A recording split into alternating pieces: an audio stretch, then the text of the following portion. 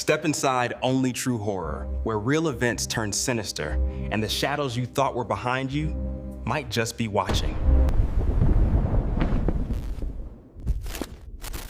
Dare to watch. In 1978, Emily Voss moved into her late grandmother's home, a crumbling Victorian farmhouse on the edge of Ravenshade, Maine. The locals whispered about strange lights, missing pets, and screams that echoed through the woods. But Emily didn't believe in curses.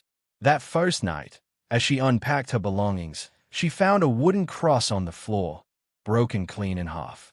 Outside, the wind carried a voice that whispered her name. That night, the wind outside grew louder, howling through the cracks of the old house. Emily sat at her vanity, brushing her hair, when she noticed something strange. Her reflection wasn't moving with her. It smiled first. Then, the lights flickered, and from behind her, a whisper slipped through the dark. "You're home now, Emily." She turned, but no one was there, only the faint smell of sulfur and a cold breath on her neck. Over the next few days, something inside Emily began to shift. Her voice would change mid-sentence, deeper, colder. Objects in the house started moving on their own, and the family cat refused to go near her room. One morning, her neighbor found strange symbols carved into the wooden door, symbols that weren't there before. Emily said she didn't remember doing it, but the cuts on her hands told another story. When Emily's mother saw her daughter standing motionless at the window, whispering in a language no one understood, she called Father Matthews from the local parish. The priest arrived carrying holy water and a crucifix, but the moment he stepped inside, the candles went out. Emily turned toward him, her eyes jet black, her voice not her own. "She's mine now, Father." The cross in his hand began to burn. Father Matthews began the ritual in the dead of night.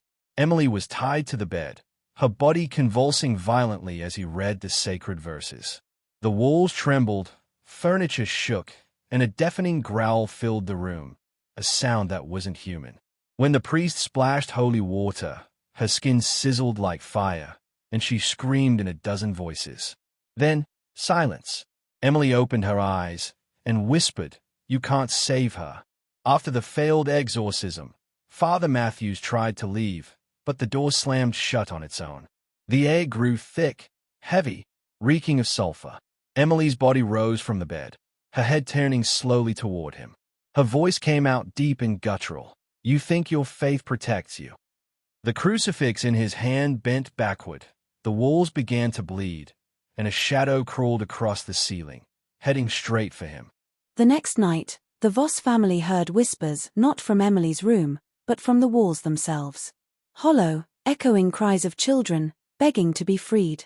When Father Matthews pressed his ear against the plaster, a cold hand burst through, grabbing him by the neck. The wallpaper began to ripple like waves, and faces appeared, dozens of them, screaming silently from beneath the surface. As the priest gasped for air, the walls went silent. Then, a low growl echoed from Emily's room. The door creaked open by itself, revealing her levitating above the bed, eyes rolled back, mouth whispering in a language no one knew.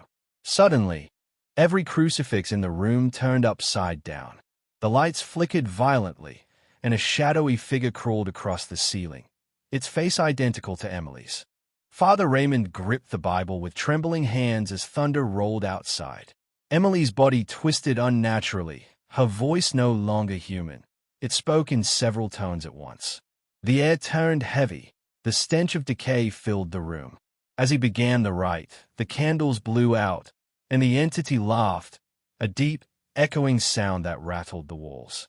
Emily's eyes snapped open, black as night, as she screamed the priest's name. As Father Raymond continued the prayer, Emily's body lifted off the bed, her hair floating as if underwater. Every window in the room shattered at once, glass slicing through the air. The priest shouted the demon's name, and Emily screamed so loudly the lights exploded. Blood dripped from the crucifix in his hand, and a deep voice echoed, "She's mine." The walls began to bleed, and the priest knew this was only the beginning. The priest's voice trembled as he demanded the spirit's name. Emily's head twisted slowly, her eyes burning red. "You want my name," she hissed, her voice layered with a dozen tones. The floorboards cracked beneath her as unseen hands clawed through the wood. "I am Valza, the Forgotten One," it growled. The temperature dropped to freezing, and the priest's breath turned to fog as the candles went out one by one, leaving only the sound of Emily's laughter. Father Raymond raised the crucifix, shouting the holy verses, but the air itself seemed to turn against him. The bed shook violently, and Emily's body contorted into impossible shapes. Suddenly, claw marks appeared on the priest's arm, burning into his flesh. He dropped to his knees as a deep voice whispered in his ear, "You can't save her." The candles reignited, their flames now blood-red, casting shadows that moved on their own. Emily's mother, sobbing in the corner, cried out for her daughter.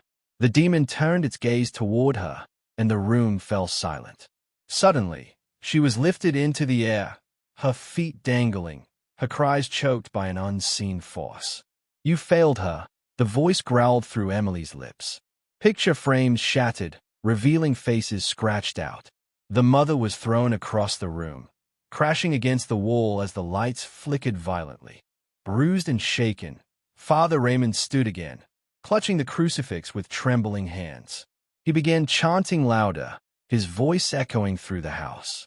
The walls bled dark liquid as Emily's body levitated once more, twisting violently. A black mist poured from her mouth, forming a monstrous face that screamed in agony. Every object in the room rose and crashed at once. Yet the priest didn't stop. He shouted, "In the name of God, release her," as thunder shook the foundation. As the priest's voice thundered through the house, Emily's scream tore through the air, raw, inhuman. The furniture burst into flames without warning, and crucifixes on the walls turned upside down. A deep growl came from nowhere and everywhere at once. Emily's body bent backward, bones cracking loudly as the black mist wrapped around her. The windows shattered inward, and the entire room trembled as the demon howled, "She is mine." As the demonic roar shook the walls, Father Raymond pressed the crucifix against Emily's forehead. A burst of white light filled the room, pushing back the darkness. The flames dimmed. The black mist shrieked, twisting as if in pain. The priest's voice grew steadier, each word echoing like thunder. Emily's body convulsed, then froze. The demonic face screamed one last time before dissolving into blinding light that flooded every corner of the room. When the light finally faded, Emily collapsed onto the bed, motionless. The room was quiet, too quiet. The priest wiped the blood from his arm, whispering a final prayer. The candles flickered softly, their flames calm for the first time. Emily's mother rushed to her side, tears streaming down her face. But as she held her daughter's hand, Emily's eyes opened, dull and lifeless, and in a low, whispering voice, she said, "He's not gone, he's inside you now." As Emily lay still, Father Raymond felt a sudden chill crawl up his spine. His hand began to tremble, his breath growing shallow. In the cracked mirror beside him, his reflection didn't move, it only stared back, smiling. A faint whisper echoed inside his head, "You saved no one." The priest stumbled backward, clutching his chest as black veins began to spread beneath his skin. The mother screamed as his eyes turned pitch black, and the candles went out once more. Father Raymond fell to his knees, clutching his head as screams echoed from within him. His voice shifted, deep, guttural, inhuman. The crucifix burst into flames in his hand. The walls began to shake once again as a dark, swirling vortex formed behind him. Emily's body floated slightly, her eyes glowing faint red. The priest's face twisted into a monstrous grin, and in a voice not his own, he hissed, "You thought you could cast me out, but I was never leaving." By morning, the house was silent again. The police found Father Raymond's body beside Emily's, both lifeless, yet their faces frozen in terror. But when the coroner arrived, he swore he saw Emily's eyes open for just a second, and Father Raymond's reflection smiling in the mirror behind her. The house was sealed off, but neighbors still hear prayers and screams echoing at night. Some say the demon never left. It just waits for the next soul to step inside. Evil doesn't die.